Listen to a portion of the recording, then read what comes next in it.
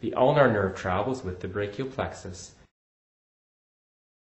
It lies just on the triceps side of the brachial artery. Then it pierces the intermuscular septum between the flexors and the tricep muscles. It then travels along the triceps muscle to pass under the ulnar collateral ligament, which runs between the humerus and the ulna. Then it passes underneath the flexor carpi ulnaris and is grasped between the flexor carpi ulnaris and flexor digitorum profundus and superficialis, where it's vulnerable to tension and trigger points in these muscles. It reappears at the wrist, just slightly on the thumb side of flexor carpi ulnaris tendon. The sensory division continues out to innervate the hypothenar side of the hand and the last two fingers.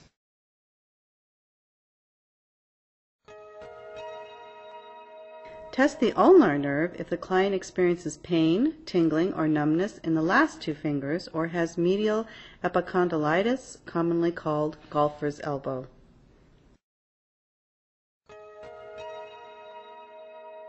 Upper limb tension test 3 with an ulnar nerve bias. Face your client, flex their elbow to 90 degrees. The first position is one of wrist extension with your fingers pointing towards you. The second position is pronation.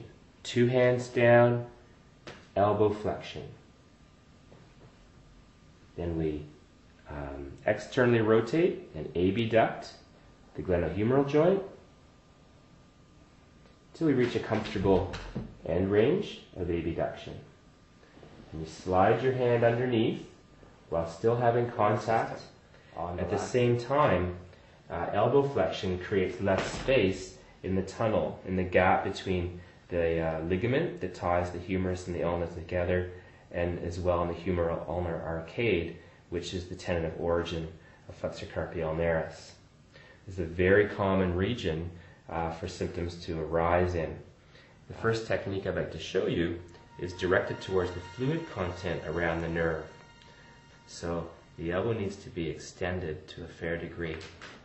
You can just shape your thenar eminence in this region and gently milk it for a broad contact, which is a very good introductory technique, which you might employ for up to 3 to 5 minutes.